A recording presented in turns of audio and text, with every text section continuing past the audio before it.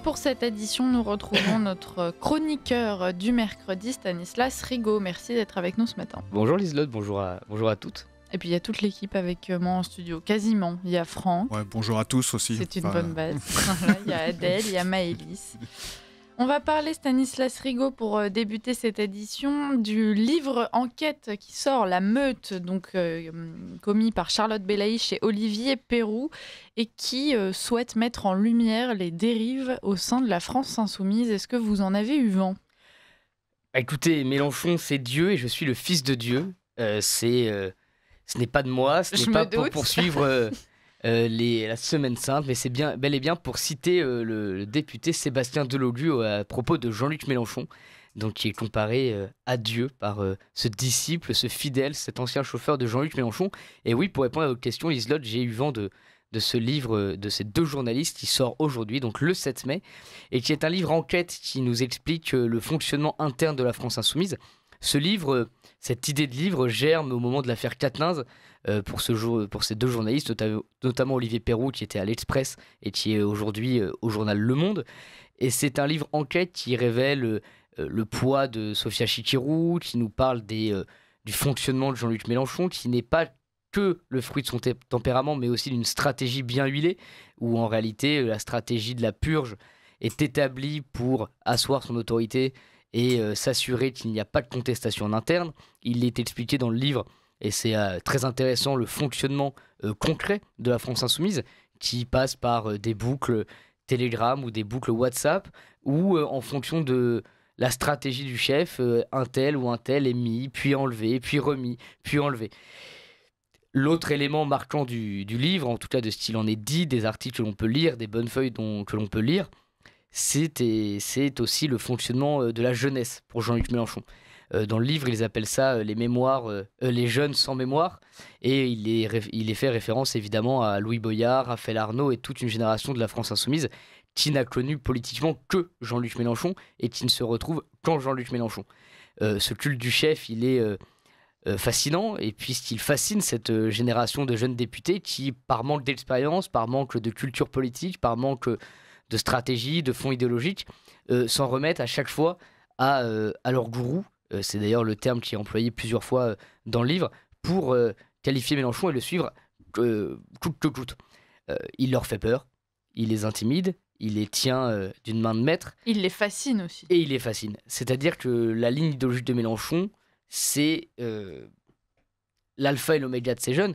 Et pour justement, et c'est ce qu'on lit à travers ces lignes, pour deux raisons. La raison idéologique, puisque c'est leur penseur, mais aussi leur grand chef politique et leur chef de guerre.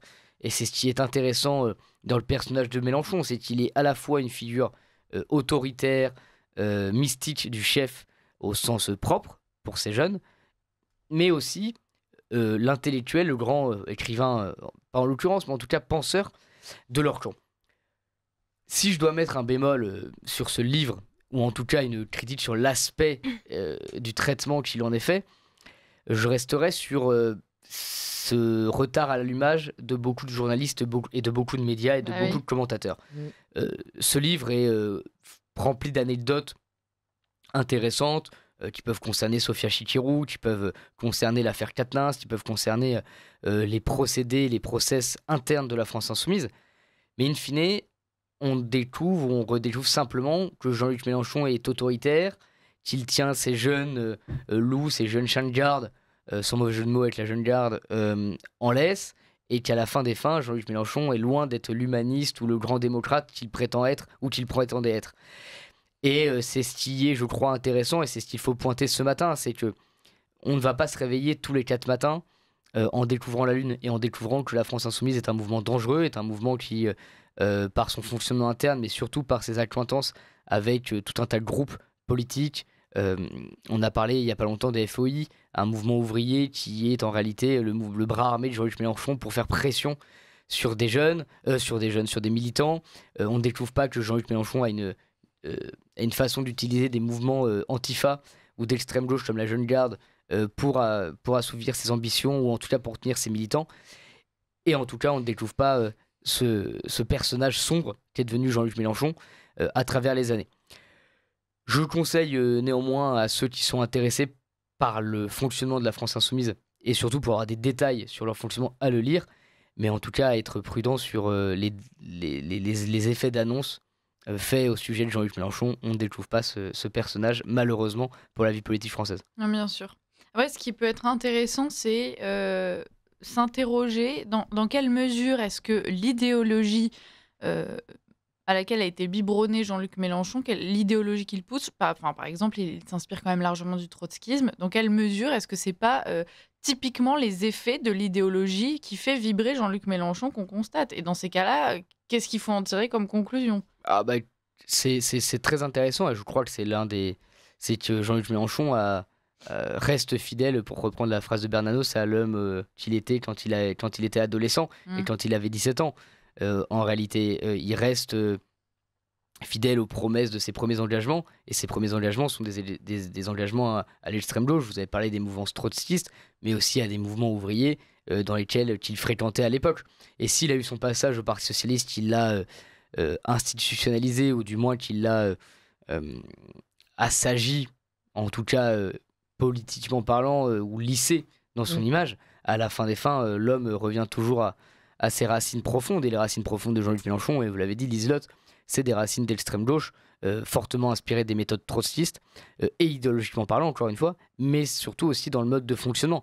Les méthodes révolutionnaires ou les méthodes de guérilla politique, ce sont les siennes, mais ce n'est pas lui qui les a inventées. Il reprend simplement des codes bien connus et qui ont inspiré des centaines et des centaines de militants, mais force est de constater que Mélenchon en est un parfait expert. On peut revenir sur l'affaire Sophia Chikirou que vous avez mentionnée. Ce qui est très intéressant, c'est que il y a eu effectivement une purge au sein de LFI. On a compris qu'il y avait des enjeux politiques, des guerres de pouvoir. Et donc ces guerres de pouvoir, elles s'étendent, en tout cas, elles sont polluées par des considérations plus sentimentales. En tout cas, il semblerait que ce soit le cas avec Sophia Chikirou. Oui, alors moi, pour être très franc, je suis toujours mal à l'aise, ou en tout cas mal à l'aise. Non, pas mal à l'aise. Vous n'êtes jamais mal à l'aise, Stanislas. Exactement, rarement. Mais en tout cas, toujours prudent sur les commentaires sur la vie personnelle des gens. C'est-à-dire qu'après tout, chacun a bien le droit à sa vie privée.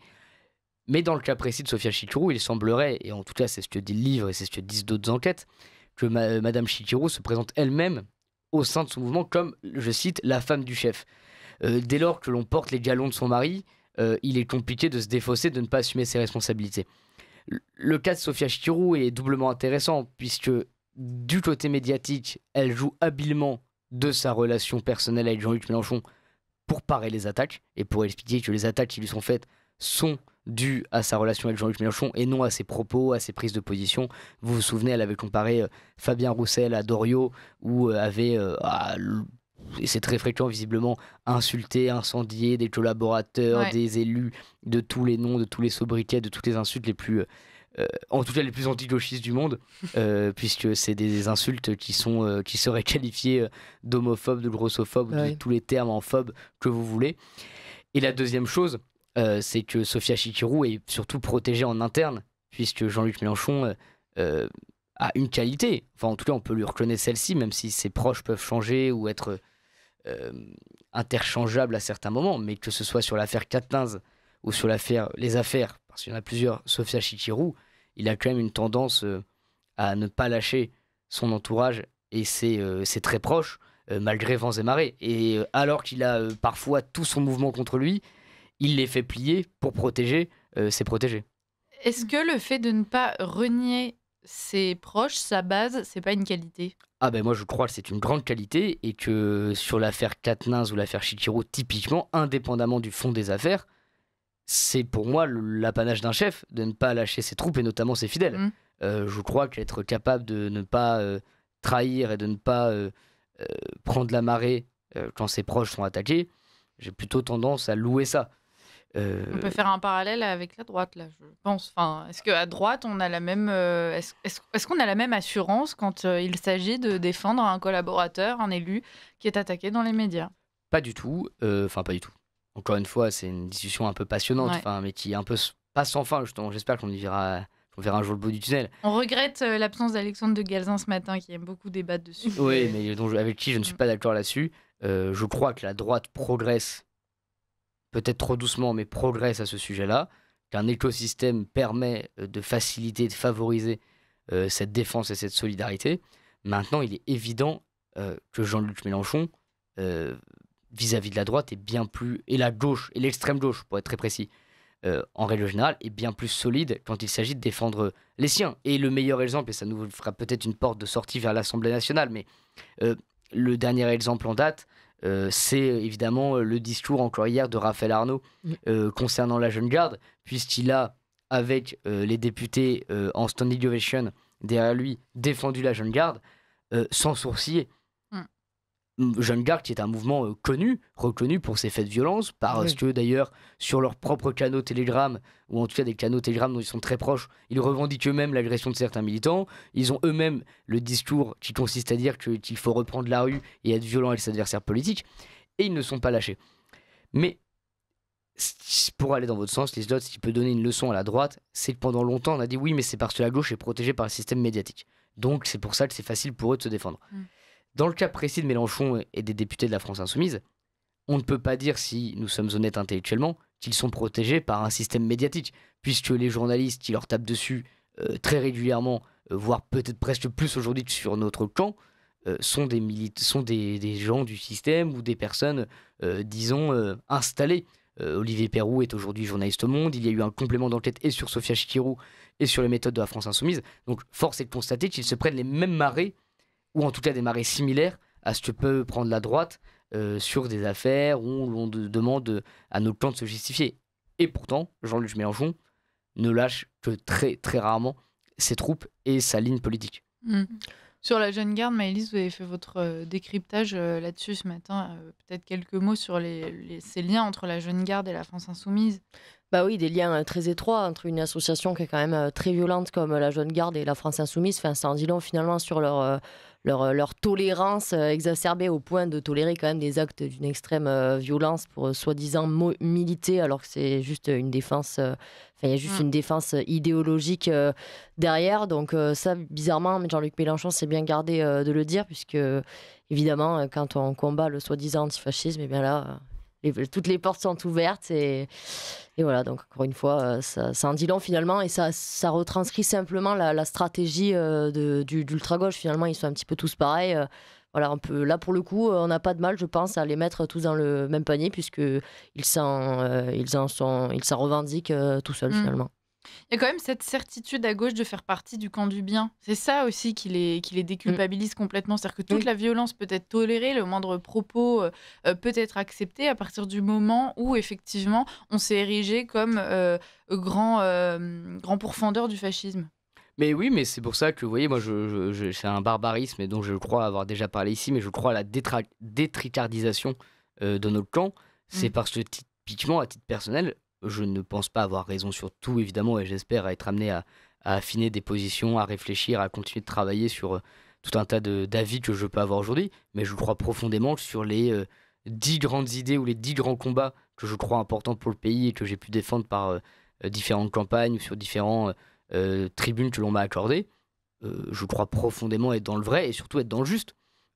Et ça, c'est quelque chose dont doit aussi s'emparer la droite. C'est-à-dire que, notamment, d'ailleurs, c'est très catholique, mais d'être sur ces deux jambes, la jambe de la vérité et la jambe de l'espérance de la victoire certaine à la fin des fins, et la vérité qui doit être recherchée. Et je crois que nous sommes dans le camp du réel et le camp de la vérité, et que nous devons en être persuadés nous-mêmes avant d'essayer de persuader les autres. C'est vrai que si nous commençons à douter du bien fondé de notre propos, du bien fondé de notre programme et du bien fondé de nos actions, il est évident qu'il est plus facile de nous terrasser.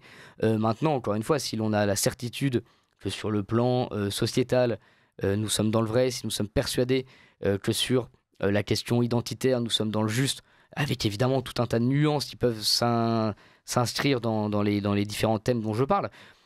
En tout cas, c'est la force de la gauche, et une des forces de la gauche, c'est d'être convaincu que leurs moyens sont justes parce que leur cause l'est. Et quand on considère, ou en tout cas on s'est auto-persuadé que l'on combattait des néo-nazis ou des réels fascistes qui allaient brûler le pays, pendre des personnes dites minoritaires, dites appartenant à des minorités, etc. Il est évident que briser des glaces de supermarché, brûler un abri russe est très léger en réalité. Si l'on est vraiment persuadé de ça, si l'on est vraiment persuadé d'affronter les pires personnes sur Terre, d'un coup, oui, balancer un pavé sur un CRS que l'on considère être un SS, c'est plutôt léger en réalité. Mais c'est là justement où je trouve que Jean-Luc Mélenchon est un personnage absolument, un des plus intrigants, parce que il est intelligent, mais il a vraiment cette volonté. Il le dit lui-même qu'il trouve qu'il y a trop de blancs autour de lui, qu'il supporte pas quand il y a trop de blancs. Enfin voilà, il a vraiment toute une idéologie, mais qui est assez incompréhensible. On a l'impression qu'il veut vraiment, qu'il a vraiment la volonté de mener le pays dans le chaos. Je crois que c'est le mystère qui ne sera peut-être jamais percé. Dans quelle mesure Jean-Luc Mélenchon est totalement persuadé, ou en tout cas totalement convaincu de son discours, notamment sur le métissage, et notamment, pour reprendre son terme, qu'il a repris lui-même à un poète antillais, à quel point est-il persuadé que le métissage et la créolisation est une bonne chose pour le pays, et à quel point pense-t-il réellement que le fascisme menace le pays et l'Europe en règle générale. Je crois que c'est un mélange des deux, que son idéologie l'a conduit, en tout cas son parcours gauchiste l'a conduit à penser ça. Et la deuxième chose, c'est que ça reste évidemment stratégique. C'est-à-dire qu'encore une fois, les chiffres varient, mais l'on peut être à peu près certain qu'il y a 6 à 8 millions au moins de personnes d'origine extra-européenne sur notre sol. C'est à peu près ça. C'est compliqué de le savoir exactement, mais en tout cas, on va dire qu'on est dans ces ordres de grandeur-là. Il sait que c'est une manne électorale dont il faut profiter, et c'est pour ça qu'il a des positions sur certains sujets qui sont très fortes, et il en joue. Après, si l'on est aussi honnête, et c'est pour ça que moi ça m'amuse toujours quand je vois des personnes de droite se réclamer de Clémenceau, de Jaurès et compagnie, je comprends l'habilité du propos lors d'un discours, mais en tout cas, idéologiquement parlant, c'est encore une faute, parce que si Mélenchon peut tenir de tels propos comme aujourd'hui, c'est parce qu'il est le fruit d'une histoire politique. Pour finir sur un mot, pardon, et je vous laisse poser ou faire votre... non, mais vous dire ce que vous avez à dire, mais le mec, j'en fais un peu trop là pour vous donner la parole après, mais non, juste pour finir là-dessus, pardon, parce que c'est intéressant, c'est qu'il est héritier, on en parlait de méthode trotskiste, et c'est parce que c'est un continuum, la gauche. C'est-à-dire que c'est une marche vers l'avant qui n'a pas de fin. C'est pour ça que leurs enfants se font manger. La révolution mangera toujours ses enfants. Et c'est le drame de la droite de penser que la gauche d'avant était mieux. Non, la gauche d'avant, c'est juste celle qui a précédé la gauche atroce d'aujourd'hui, parce qu'elle a mis en place des méthodes pour nous tuer. Donc Oui, c'est ce que... Merci de m'avoir donné la parole. Je vous en prie, il nous reste 2 minutes si vous voulez.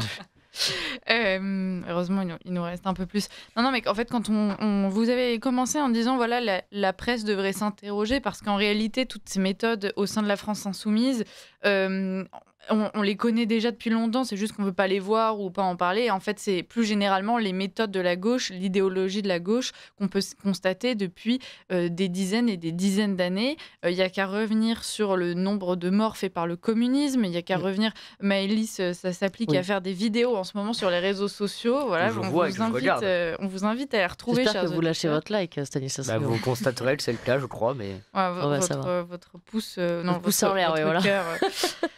Non, mais voilà, c'est quand même, on a une gauche qui, oui, est meurtrière, oui, une gauche qui emprisonne, oui, une gauche qui fait disparaître des gens, qui impose ses idées dans la douleur, et en fait, une gauche qui à la fois se revendique du communisme tout en expliquant que du coup elle combat le fascisme, c'est quand même assez gonflé quand on considère les millions de morts justement du communisme.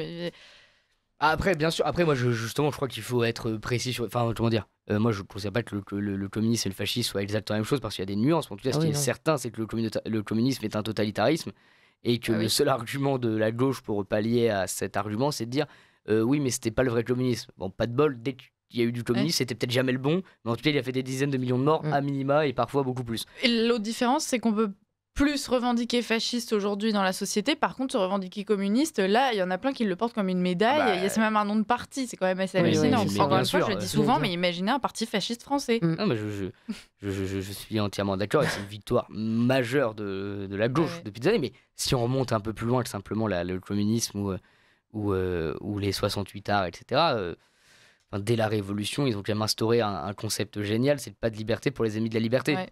C'est quand même... intellectuellement parlant, d'un génie absolu. C'est arriver à prôner la liberté et à faire semblant de se battre pour le peuple, pour lui redonner sa liberté, tout en envoyant des colonnes en Vendée pour génocider tout un territoire et les affronter avec une violence inouïe par le simple fait qu'ils étaient catholiques et royalistes.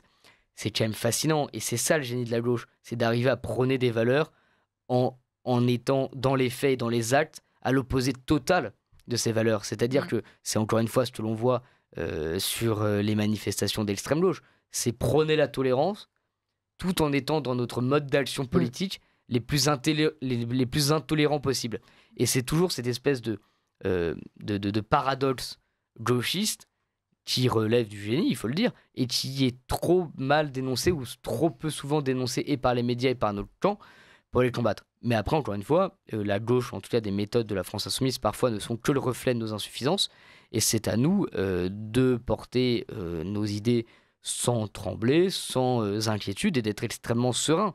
Encore une fois, moi, je vous avoue que je ne me couche pas le soir en me demandant si j'ai raison sur tel ou tel fait. Encore une fois, pas à titre individuel, mais au niveau de mon camp et de mes idées, je suis extrêmement à l'aise. Et quand j'ai à débattre avec des amis ou avec des personnes qui ne sont pas de mon camp ou qui peuvent parfois même interpeller pour des propos que j'ai pu tenir, je suis très à l'aise. Et c'est pour ça que je m'applique, et c'est en tout cas une règle personnelle, mais je m'applique à ne pas tenir de propos publics que je ne serais pas capable de défendre, que je ne serais pas capable d'expliquer.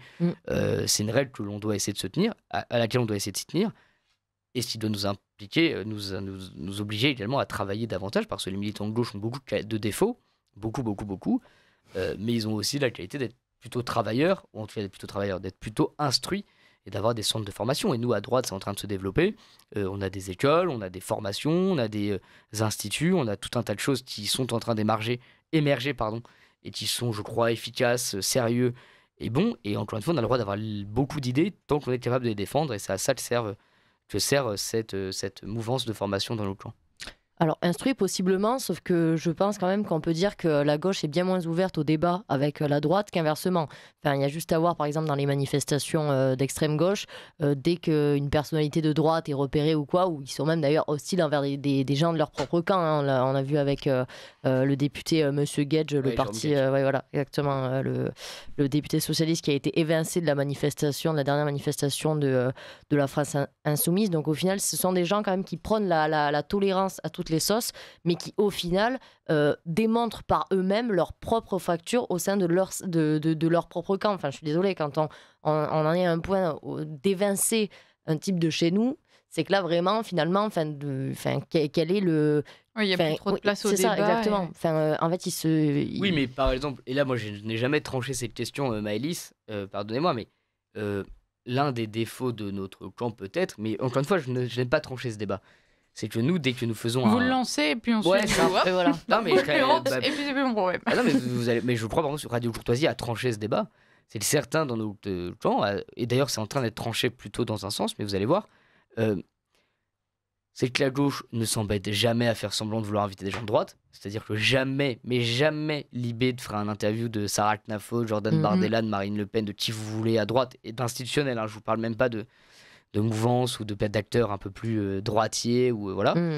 Jamais il ne prendrait la peine d'essayer. Je crois que s'il le proposait, beaucoup de gens à droite accepteraient. Peut-être moi le premier d'ailleurs, en me disant écoutez, j'ai aucune raison de ne pas leur parler. Moi je considère que j'ai pas de problème à parler aux gens de gauche parce que je suis à l'aise sur ce que je pense et qu'il faut leur dire aussi leur cas de vérité en face et que si ça peut au moins heurter leur électorat et les faire réfléchir, tant mieux. À l'inverse, le média de droite, ou en tout cas notre attitude à droite en général, est quand même de se dire mais nous on est attaché au débat, on est intéressé par ce que peut dire Jean-Luc Mélenchon, donc si on pouvait le recevoir, est-ce qu'on pourrait pas essayer de l'inviter, est-ce qu'on pourrait pas essayer de se dire quand on fait un événement il faut un mec de gauche, un type du centre, un type de droite, alors qu'à gauche ils ne s'enquiquinent jamais avec ça, jamais. Et nous c'est parfois une tendance qu'on a, c'est de savoir s'il faut débattre avec des gens qui nous détestent profondément.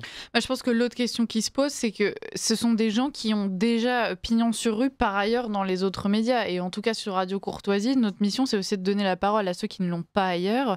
Et quand on considère cela, est-ce que c'est bien pertinent de vouloir justement consacrer un créneau à quelqu'un qui parle déjà dans tous les médias et qui répand la bonne parole ailleurs?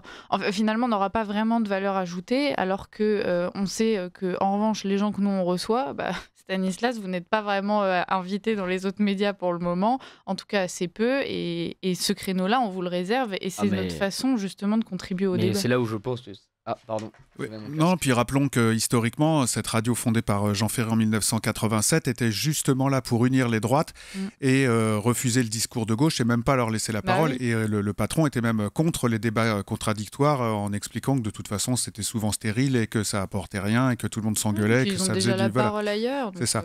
Et lui, il préférait le temps long avec des gens de droite et sa ligne éditoriale, s'il y en avait une pour Radio Courtoisie, c'était pas d'ennemis à droite et c'est tout. Mais je pense que pour le moment, c'est payant et effectivement, voilà, encore une fois, pourquoi donner du temps à des gens qui de toute façon viendront juste pour nous critiquer ou manquer de respect aux gens qui nous écoutent. À la limite, organiser des débats au sein de la droite, c'est intéressant puisqu'effectivement, je pense qu'il y a quand même quelque chose qu'on vise généralement, c'est une certaine unité. On a compris que si on voulait renverser les choses, ça passerait probablement par là. Mais bon, au-delà, l'intérêt est quand même minime et encore une fois, ces gens ne manquent pas d'espace pour s'exprimer, donc on ne va pas leur offrir en plus. Puis ils refusent la plupart du temps de toute façon de s'exprimer à droite. Mais on fait, et c'est là où vous posez entre guillemets un débat, mais je vous dis qu'il n'est pas totalement tranché pour moi parce qu'il est quand même intéressant de débattre avec ces gens et parce qu'il faut les battre en débat. Ça, c'est quand même un outil démocratique, en tout cas un outil de conviction très fort pour convaincre des gens. Beaucoup peuvent être convaincus par un débat pour pointer leurs contradictions. Et puis ils ont quand même des forces de frappe qui leur permettent encore de parler sans contradictions qui peuvent être embêtants. Simplement, moi je suis d'accord qu'encore une fois, il y a des espaces qui doivent nous être réservés pour encore une fois entretenir la solidarité de nos clans. Et tout le monde doit y participer, encore une fois, pour les développer au maximum. Y compris les hommes et femmes politiques de droite, qui, pareil, donc, grâce à cette espèce d'ambiance qui a été instaurée par la gauche, ont parfois un peu peur de venir s'exprimer à notre antenne, et de moins en moins d'ailleurs. Donc, chers auditeurs, on vous remercie, parce que c'est vraiment le travail et la position générale de la radio qui paye. Et donc, c'est aussi grâce à vous, mais on reçoit de plus en plus de personnalités. La radio, petit à petit, prend en épaisseur. Mais voilà, c'est vrai qu'il faut aussi que les hommes et femmes politiques réalisent qu'on leur offre cet espace de parole libre, plutôt, si ce n'est bienveillant, au moins respectueux, et qu'en fait, plutôt que d'aller annoncer une candidature ou présenter un programme sur une antenne où ils se feront défoncer pendant 25 minutes et où on leur laissera la parole pendant 2 minutes 30, et ben voilà, on lance un appel, venez l'annoncer sur Radio Courtoisie, et puis en fait, ça va mettre en place une dynamique qui sera payante. La radio prendra encore plus en importance. Et enfin, petit à petit, c'est comme ça qu'on renverse la balance aussi. Et ça a été payant dans d'autres pays européens. Et rappelons, oui, par exemple, avec l'affaire Sorel. Malika Sorel, c'est qu'en prenant une affaire comme ça, tout le monde est obligé d'en parler. Et c'est parce qu'il y a des scoops pour Radio Courtoisie que la radio monte. Et puis la radio monte, plus les invités, quand ils viendront, seront écoutés. Plus ils viendront, plus Radio Courtoisie montera. Et c'est un cercle très vertueux. On avait quand même reçu un sénateur communiste dans Ligne Droite avant que ce soit vous aux commandes. Il y a eu Thomas Guénolé aussi. Enfin, ça arrive de temps en temps. Mais je n'étais pas aux commandes, Franck. C'est pour ça n'arrivera plus. Mais il veut plus venir, Thomas Guénolé. Bah oui, peut-être parce que je suis aux commandes, du coup. Qui sait? Non, je pense qu'il ne me connaît même pas. C'est un bien pour lui. On arrive à la fin de cette édition. Franck me fait signe de la tête, effectivement. Mais voilà, on a fini sur un très bel appel. Motivez même vos élus et dites-leur de venir sur Radio Courtoisie. On remercie ceux qui le font déjà. Merci à vous, Stanislas, d'être avec nous tous les mercredis. Merci à toute l'équipe pour cette édition. Et merci à vous, chers auditeurs. Merci à tous.